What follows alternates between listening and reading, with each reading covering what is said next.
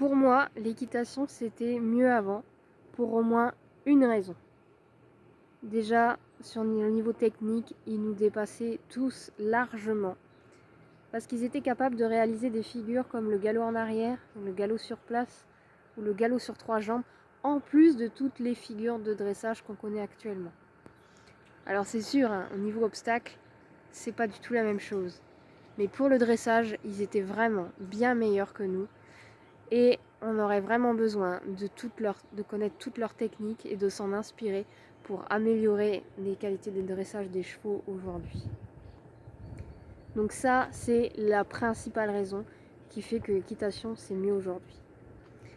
Certains pensent que l'équitation, c'était moins bien avant parce que les gens étaient plus durs avec leurs chevaux, ils étaient pas toujours très tendres, ils utilisaient la force, etc.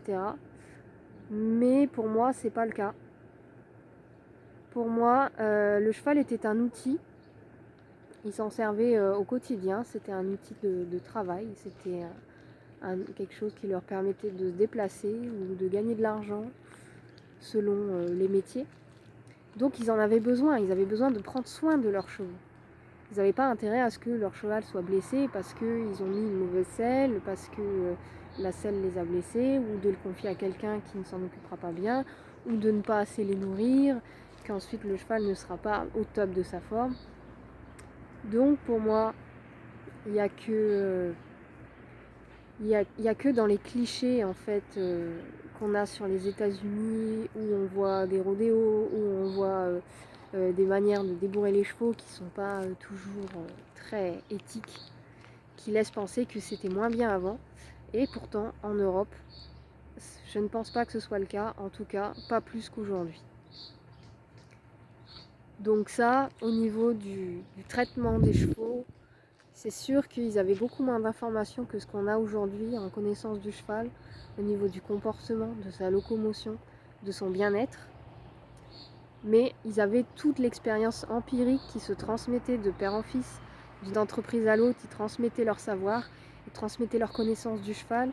Les enfants étaient baignés déjà tout petits, ils côtoyaient déjà des chevaux, donc ils avaient ce sens du cheval.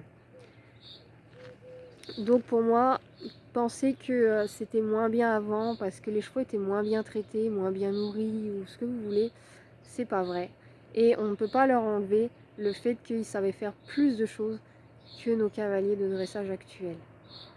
Après, c'est sûr que au niveau comportement du cheval, au niveau locomotion et bien-être, on a fait des progrès, on a fait des études scientifiques, on a appris beaucoup de choses sur les chevaux et on a encore beaucoup de choses à apprendre.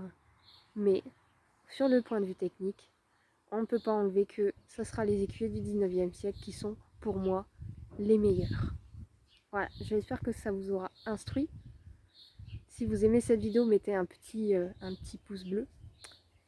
Et je vous dis à bientôt. Ciao ciao!